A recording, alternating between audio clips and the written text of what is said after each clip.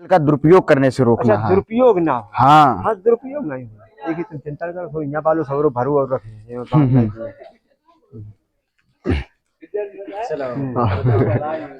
हाँ बाबा थोड़ी देर बैठ जाओ, कुछ बातें बता रहे हाँ, हम तो लोग। कुछ बात है हाँ मेरी बातें बता, हम तो नहीं बैठे सुनिए हम तो आप लोगों को हमारी तरफ से नमस्कार। जैसा कि हम सबसे पहले अपनी टीम का परिचय देना चाहते हैं। हमारी टीम का नाम है बारी टोली। इसमें हम 6 लोग हैं, जो आज 3 लोग अनुपस्थित हैं। हम 3 लोग आज आए हैं, उनके घर में आज थोड़ा काम है। जो हम लोग हैं 6 लोगों में से पहले हरितोष कुमार मैं हूँ, सौरभ कश्यप, नितिन कुमार और दिलीप कुशवाहा, सचिन कश्यप और अमित कुमार, ये 6 लोग हैं। तो हम लोगों ने एक मतलब हमारे सर हैं स्वामी विवेकानंद इंटर कॉलेज जो सहार में है, विवेकानंद, उसके हैं भौतिक प्रवक्ता श्री रावण सिंह कुशवाहा। उन्होंने ये हमारी टीम को गठित किया था।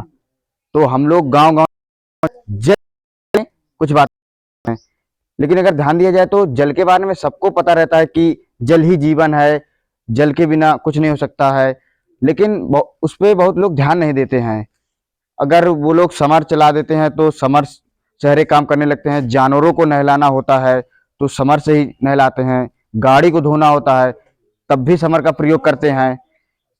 और मतलब समर का अधिक से अधिक दुरुपयोग भी करते हैं, क्योंकि अगर उनको 1 बाल्टी की जरूरत होती है तब समर चला देते हैं, जिससे ज्यादा पानी बर्बाद हो जाता है। और मंजन अंजन करते रहते हैं तब भी उसको समर को चलाए रहते हैं और पानी गिरता रहता है। ये भी काफी दुरुपयोग होता है जल का, क्योंकि हमें ध्यान रखना है कि हमें जल का दुरुपयोग नहीं करना है, क्योंकि हमें जल का प्रयोग करने से तो कोई नहीं रोक सकता है। क्योंकि भाई जल से हमारा जीवन है और जल से खाना पीना हर एक काम जल से ही होता है। तो जल का प्रयोग करने से तो हमें कोई नहीं रोक सकता है, क्योंकि अगर जल का हम प्रयोग नहीं करेंगे तो हमारा जीवन संभव ही नहीं होगा, है सिंगल जी। लेकिन हम इसका दुरुपयोग तो रोक सकते हैं। जैसे भाई अगर देखा जाए तो गांव में अधिक तरफ समर हो रही हैं, लेकिन समर का भी एक प्रयोग है, क्योंकि अगर कहीं पे शादी विवाह होता है तो पानी की अधिक आवश्यकता होती है, तो उससे अल्प समय में अधिक पानी आ जाता है बाहर। लेकिन उसका बहुत लोग दुरुपयोग करने लगते हैं ना, कि उनके अगर छोटे छोटे बच्चे हैं वो नहाएंगे जब लाइट आ जाएगी तो समर चलाकर, काफी जिससे पानी बर्बाद हो जाता है। इसलिए हमें अपने बच्चों को अधिक से अधिक समझाना चाहिए कि जल का वो महत्व समझें, जल को ऐसे ही व्यर्थ ना करें, क्योंकि हमारा जल बहुत ही अनमोल है। हमें इसको बचाना है आगे आने वाली पीढ़ी के लिए। और जय हिंद जय भारत। बाकी अब सचिन जी हैं, कुछ बताएंगे।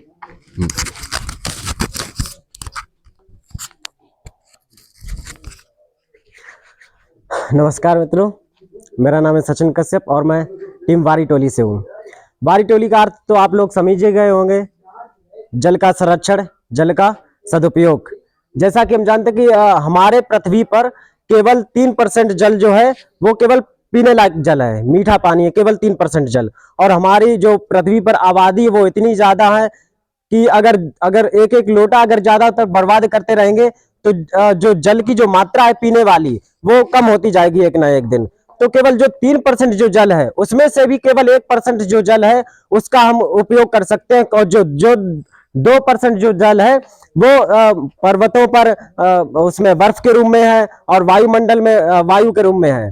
तो केवल 1% जो जल है वो केवल पीने लायक जिसका हम उपयोग करते हैं नदी नालों के रूप में है, उसमें 1% जल बहता है। तो अगर हम ये सोचे कि केवल 1% जल का प्रयोग जब हम लोग कर रहे हैं, और अगर इतनी ज्यादा मात्रा में देखते हैं आजकल की, अगर भैंस को नहलवाना होता है तो समर का प्रयोग करते हैं, गाड़ी को अगर धुलनी होती है तब भी हम समर का प्रयोग करते हैं। तो इससे ज्यादा जल बर्बाद होता है।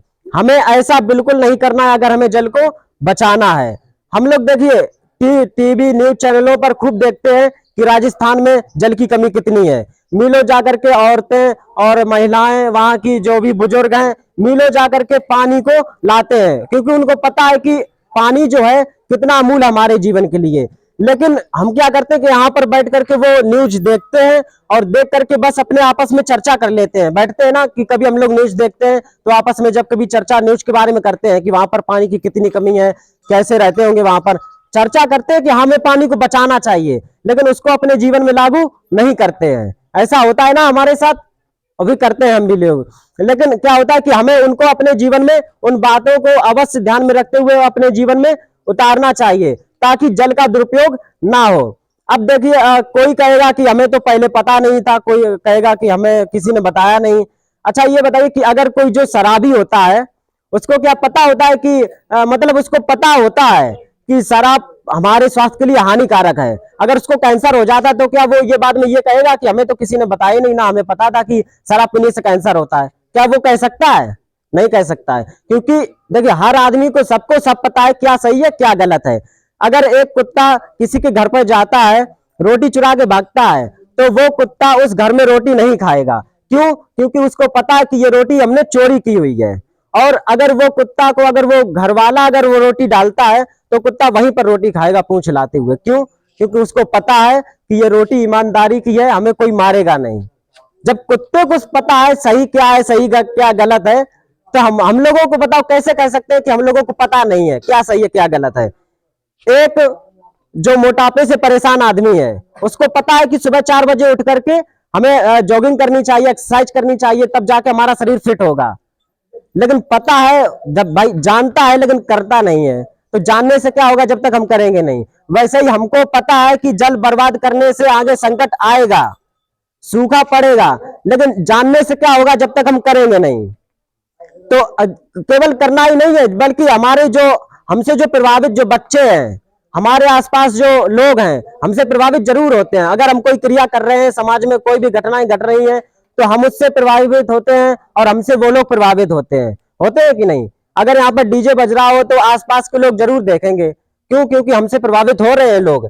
तो वैसे ही अगर हम लोग ज्यादा से ज्यादा जल बर्बाद करेंगे तो वैसे ही बच्चे जो हमसे जो देखकर सीख रहे हैं, अगर अच्छा ये बताइए कि अगर 4 लोग पत्ते खेल रहे हो और बच्चे वहां से गुजर रहे हो, स्कूली बच्चे, तो वो मन में क्या लाएंगे कि एक तो देखो जो बड़े करते हैं वो जहां तक सही होता है वो तो ये कहेंगे, फिर दूसरी बात वो कहीं जाएंगे वो भी ताश की गड्डी लेंगे वो भी खेलेंगे जाकर। उनके मन में क्या आएगा कि वो कर रहे हैं तो हम क्यों नहीं कर सकते हैं। वैसे ही अगर हम जब बर्बाद जल करेंगे तो बच्चे भी यही सोचेंगे, अगर ये इतना पानी बर्बाद कर रहे हैं तो हम भी बाल्टी उठा करके एक बाल्टी से सीधे नहा लेते, क्या जाता है उसमें। तो देखिए बच्चे जो हैं हमसे ही देखकर सीखते हैं, हमसे ही प्रभावित होते हैं और हम एक दूसरे से जुड़े हुए हैं।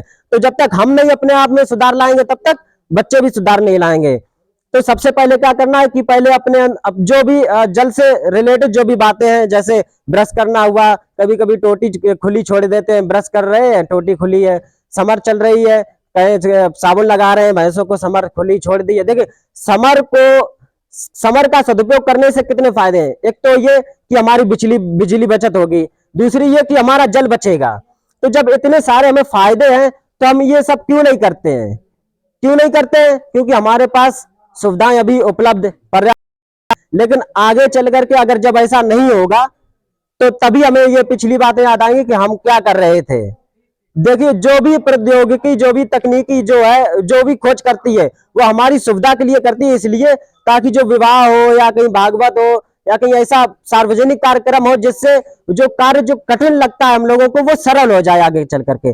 जैसे समर का जो खोज कर दी है तो समर जो है, समर से क्या होता है कि वो कार्यक्रम जल्दी हो जाता है, बड़ी आसानी से हो जाता है जल भरने में। लेकिन उसका दुरुपयोग हम लोग कैसे करते हैं, किस रूप में करते हैं? अगर गाड़ी नहलवा रहे हैं, भैंस नहलवा रहे हैं, उससे अच्छा है बाल्टी में भर लो, समर बंद कर दो, उससे छोटे मग से नहलवा दो, कितनी अच्छी बात है। लेकिन हम लोग ऐसा ध्यान में केवल रखते हैं, जानते हैं, लेकिन वो करते नहीं है।